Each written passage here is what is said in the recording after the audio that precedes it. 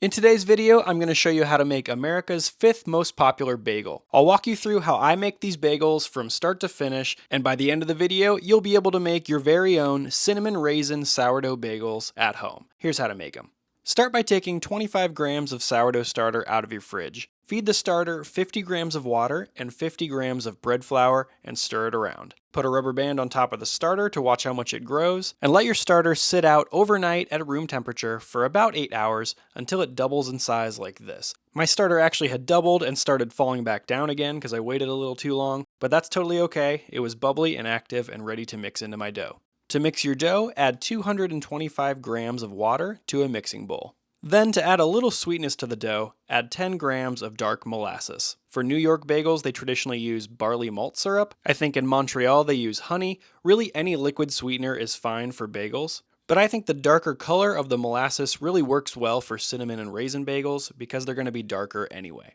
Next, add 100 grams of that active and risen sourdough starter. Extra points if you nail the 100 grams of starter exactly and don't have to take any out of the bowl. Then you can move what's left of the starter in the jar, put it back in the fridge until the next time you want to bake. Now stir the starter and molasses into the water just a little bit to dissolve the starter, and then add 450 grams of plain white bread flour. I'm using King Arthur bread flour.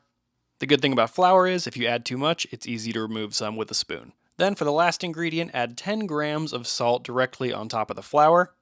Mix the salt into the flour a little bit, and then bring the whole dough together with a spoon. This is a very low hydration dough at just 55% hydration, so you might have to stir for 2 to 3 minutes in order to get rid of all those dry clumps of flour. Then once the dry clumps of flour are gone and you have a very shaggy dough, run your fingertips under water and start kneading the dough in the bowl by hand just for about 2 to 3 minutes until your dough really starts to hold together and the dough that's stuck to the sides of the bowl starts to pull away from the sides of the bowl.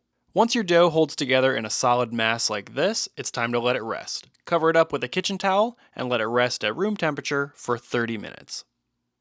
After the 30-minute rest, you're going to be performing 3 sets of stretch and folds. The first one will build some strength into the dough, and then during the second and third sets of stretch and folds, you're going to be incorporating the cinnamon and raisins. So for the first set of stretch and folds, press the dough down a little bit onto a clean part of your kitchen counter, and then you're going to be stretching 4 corners of the dough. So stretch one corner out and fold it over the top of the dough, then take the opposite corner, stretch it back, fold it over the top of the dough, and meet in the middle. Then take another corner, stretch it out, and fold it over the top, and then take the last corner, stretch it out, and fold it over the top of the dough. That's your first set of stretch and folds. Put this dough back into the mixing bowl, cover it up with a kitchen towel again, and let it rest for another 30 minutes.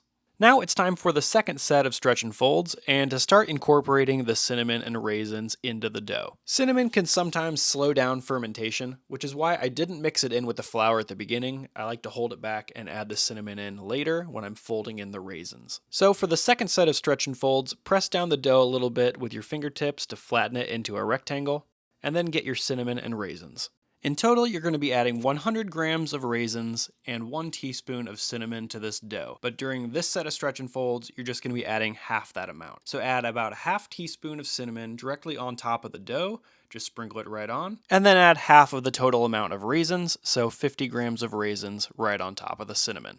Run your hands under cold water because that'll help everything stick to the dough. Then press down the raisins and cinnamon into the dough so that they stick. If you try to do stretch and folds now, the raisins will just roll everywhere, so press them down into the dough so they hold their place.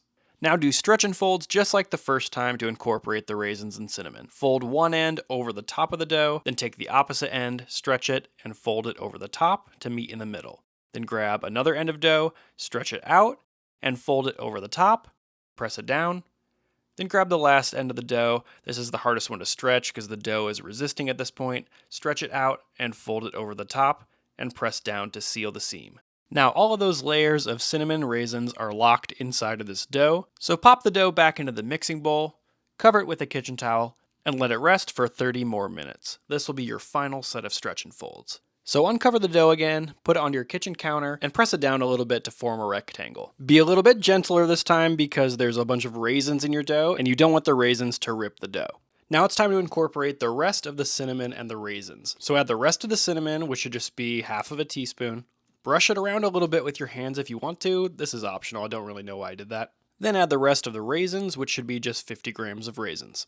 Run your fingertips under water and press down the cinnamon raisins so they stick completely to the dough. Then perform the final set of stretch and folds to incorporate. Stretch the first end of dough and fold it over the middle, then stretch the opposite end of dough up and over the middle of the dough, press down the seam in the middle, then stretch the third end over and fold it over the top, and stretch the last end of dough over and fold it over the top as well.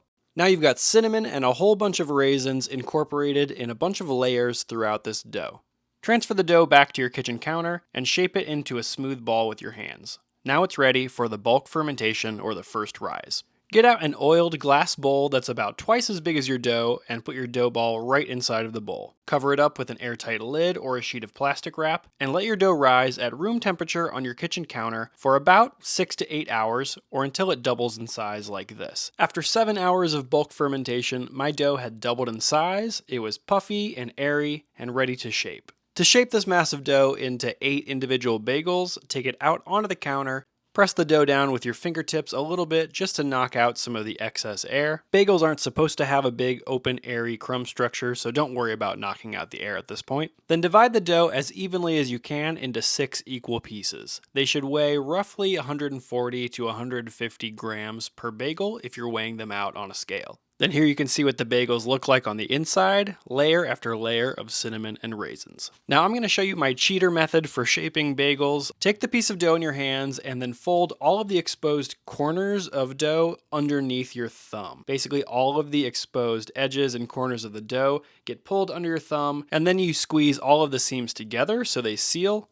And then you've got a seam side underneath and a smooth side on the other side. So flip it over so the seam side is down, and then roll the ball of dough to soften out those edges, and then you've got a smooth ball of dough. Repeat this process with all 6 pieces of dough, and then let them rest on the counter at room temperature for about 15 minutes. After the 15-minute rest, it's time to give the bagels their holes. Press your finger directly down into the center of one of the pieces of bagel dough, and try to pierce through to the other side of the dough. Once you've pierced through the bagel dough, gently stretch out that hole with your fingertips and your thumbs, going around and around in a steering wheel type of fashion, until the hole is larger than you'd expect it to be in your bagel, because these will shrink back when the bagels cook, so make the hole a little bit larger than you expect it to be in the final baked bagel. Place the bagel smooth side facing up on a metal baking sheet, and repeat this process with each piece of dough until they're all shaped into bagels. They might not look like anything special now, but they'll come together really well when you bake them. Cover the bagels completely with a sheet of plastic wrap to lock in the moisture. You really don't want to let these bagels dry out while they're proofing. If they dry out, they end up getting really crackly tops, so I do recommend using plastic wrap if you can for this recipe, or some kind of airtight option. Once your bagels are wrapped, let them rise and proof at room temperature for about 2 hours or until they double in size. After 2 hours, your bagels should have risen, they should be puffy and light and airy. Technically, they're ready to be boiled and baked. But bagels traditionally go through a long, cold final proof to give them extra flavor. So what I like to do is move them to the fridge and let them rest overnight in the fridge for at least 8 hours. Then the next morning, they'll be ready to bake and they'll have even more delicious sourdough flavor. And then the next morning, or whenever you're ready to bake, preheat your oven to 450 degrees Fahrenheit. Then, while the oven is preheating, bring a couple quarts of water to a boil on your stove. Use a big pot with enough room for 2 to 3 bagels, and add enough water to the pot so that the bagels can float without touching the bottom. Once you've got a nice rolling boil, add about 1 tablespoon of dark molasses or honey to the pot to boil along with the water. This allegedly improves the flavor and gives the bagels their classic shine on the exterior. But when it comes to getting a shiny bagel top, I've got another technique that I'll be showing you later.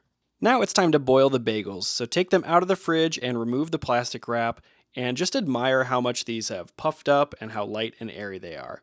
Now here's how to boil the bagels. Pull a bagel off of the baking sheet and transfer it smooth side down into the boiling water. If everything went well during the final proof and your bagels puffed up with air, they should easily float in the boiling water. But if your bagels are a little bit underproofed, they might just sink down to the bottom and then float up to the top after a few seconds of boiling. Either way, you should be fine. Place 3 bagels into your pot if your pot fits 3, and let them boil on the first side for 1 minute.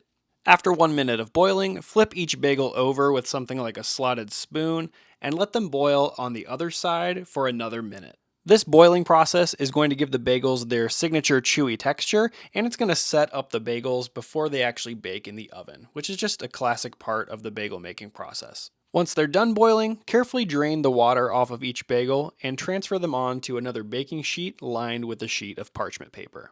Repeat this process with each of the 3 bagels, and then move on to boiling the rest of the bagels. Place the 3 bagels into the boiling water and let them boil for 1 minute on the first side. Then flip them over to the other side and let them boil for another minute. Drain the water off of the bagels with a slotted spoon and then transfer them all to the parchment paper. Now the bagels are finally ready to bake. The last thing I want to do with these bagels is apply an egg wash. So whisk 1 egg with a fork and gently brush a little bit of egg wash onto the top of each bagel with a pastry brush. I like to do this to any bagels that I'm baking without toppings. If I'm topping the bagels with sesame seeds or everything bagel seasoning, I won't do an egg wash, but since these don't have any toppings on top of the bagels, I like to give them an egg wash for an extra shiny exterior. Now the bagels are ready to bake. Transfer the bagels into the middle rack of your oven and bake them at 450 degrees Fahrenheit for exactly 20 minutes. You can place them on top of a pizza stone or baking steel, but that part's optional.